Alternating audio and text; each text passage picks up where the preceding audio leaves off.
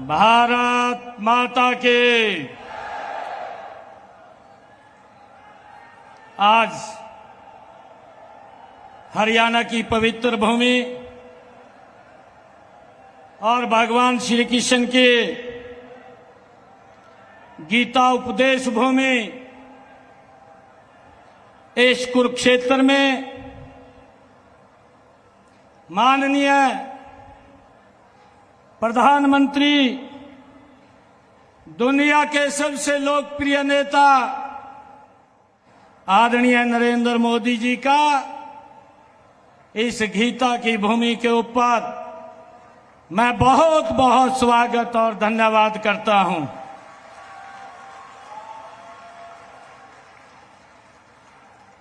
जहां धर्म की लड़ाई स्वयं भगवान श्री कृष्ण ने लड़ी और उसी लड़ाई में पूरी मानवता को गीता के माध्यम से संदेश दिया था और उसी गीता से निकला क्रममेवाधिकारस्ते मां फलेषु कदाचन। माननीय प्रधानमंत्री जी कहने को और सुनने को मैं यह गीता का श्लोक है, लेकिन 10 सालों से हरियाणा में भारतीय जनता पार्टी की सरकार आपके मार्गदर्शन में इसी कर्मण्येवाधिकारस्ते के सिद्धांत पर चल रही है। मैं कुरुक्षेत्र की इस धरती से पूरे हरियाणा की ओर से आपका स्वागत अभिनंदन करता हूं और आपको हरियाणा की तरफ से राम राम कहता हूं। माननीय प्रधानमंत्री जी, आपके स्वयं भी हरियाणा में सरकारों को और शासन को आपने नजदीक से देखा है और हरियाणा की जनता ने भी उस शासन प्रशासन की व्यवस्था को भुगता है, लेकिन पिछले 10 सालों में भारतीय जनता पार्टी की सरकार के सुशासन को लोगों ने देखा भी है और अनुभव भी किया है। पिछले 10 सालों में हरियाणा बदला भी है और बेहतर भी हुआ है। हरियाणा की पिछले 50 सालों की सरकारों और भारतीय जनता पार्टी की आपके तत्वाधान में 10 सालों की सरकारों के कामों में जमीन आसमान का अंतर आज दिखाई देता है। माननीय प्रधानमंत्री जी, पहले हरियाणा में नौकरी बिकती थी, पर्ची खर्ची चलती थी। अब हरियाणा में नौकरी बिकती नहीं है, न पर्ची चलती है, न खर्ची चलती है और न ही मर्जी चलती है।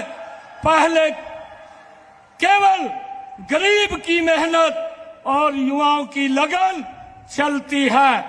माननीय प्रधानमंत्री जी, पहले किसान फसल बेचता था पर दाम किसी और के खाते में जाता था। पहले किसान खराबे की शिकायत करता था, 2-2 रुपए के चेक पाता था। आज किसान मंडी में फसल बेच करके आता है, 72 घंटे में सीधा पैसा किसान के खाते में पहुंच जाता है और फसल खराबे का पूरा पैसा आज दिया जाता है। हमने पिछले 10 सालों में किसी किसान को 2-3 रुपए का चेक नहीं दिया है। माननीय प्रधानमंत्री जी, पहले हरियाणा के हमारे बुजुर्ग 500 रुपए पेंशन पाते थे, उससे भी कुछ और उसमें से कुछ मिलती और कुछ दलाल ले जाते थे। आज बुजुर्गों को 3000 रुपए पेंशन हमारे इन 10 वर्षों के अंदर मिलती है, जो पूरे देश सर्वाधिक है और पेंशन बनवाने के लिए कहीं जाना नहीं पड़ता। 60 साल का होने पर पेंशन सीधे खाते के अंदर जाती है। माननीय प्रधानमंत्री जी, ट्रांसफार्म को लिए भी पहले चंडीगढ़ के चक्कर लगाने पड़ते थे। आज हरियाणा में ट्रांसफर के लिए किसी के पास जाने की जरूरत नहीं पड़ती, घर बैठे ट्रांसफर होता है और जहां कर्मचारी बताता है वहीं उसी स्थान के ऊपर उसका हो जाता है। सबसे बड़ी बात है, आज हरियाणा के जो बेटियों को मारने वाला प्रदेश गिना जाता था, माननीय प्रधानमंत्री जी, आप 2015 में हरियाणा के ऐतिहासिक भूमि पानीपत पर आए थे।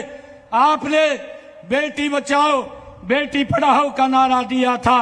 हमने पिछले 10 सालों में हरियाणा के माथे से इस कलंक को मिटा दिया है। हमें पिछले 10 सालों से हरियाणा एक, हरियाणवी एक के मंत्र को लेकर के आगे बढ़ रहे हैं। हरियाणा ने पिछले 10 सालों में क्षेत्रवाद, भाई भतीजावाद को पीछे छोड़ दिया है। माननीय प्रधानमंत्री जी, आपके आशीर्वाद से एक गरीब किसान के बेटे को हरियाणा की सेवा करने का आपके नेतृत्व में अवसर मिला है। मैं आज इस मंच से आपका भी और हरियाणा के अपने 2 करोड़ 80 लाख लोगों के इस परिवार का आभार व्यक्त करता हूं, जिन्होंने मुझे 2 महीने में इतना प्यार और आशीर्वाद दिया है कि जहां आपने 56 इंच की छाती के साथ देश को मजबूत नेतृत्व दिया, वही हमारी सरकार ने मात्र 56 दिनों के भीतर हरियाणा के लिए 126 ऐतिहासिक फैसले हमने किए हैं और यह साबित कर दिया है कि सच्ची नियत और सही संकल्प हो तो बदलाव लाया जा सकता है। माननीय प्रधानमंत्री जी, मैं पूरे प्रदेश में घूम रहा हूं, हर जगह हर तरफ से लोगों से ये मिल रहा है कि लोग मुझे भी मिलने आते हैं और सभी जगह सबकी जुबान पर एक ही बात है कि तीसरी बार हरियाणा में कमल खिलने जा रहा है। ये हरियाणा के लोगों ने तय कर दिया है और लोगों की यह आवाज मैं केवल सुन ही नहीं रहा हूं, बल्कि भारतीय जनता पार्टी पर विश्वास के रूप में उनकी आंखों में भी मैं देख रहा हूं। माननीय प्रधानमंत्री जी, हरियाणा का जवान देश के लिए जान देता है, हरियाणा का किसान देश के लिए अन्न उगाता है और हरियाणा का पहलवान देश के लिए मेडल लाता है। हरियाणा देशभक्ति और देश सेवा की धरती है। हरियाणा कभी देशभक्ति से पीछे नहीं हटेगा। मैं आज आपको विश्वास दिलाता हूं कि हरियाणा आपके साथ कदम से कदम मिला करके चलेगा और तीसरी बार हरियाणा में भारतीय जनता पार्टी की सरकार बनाकर डबल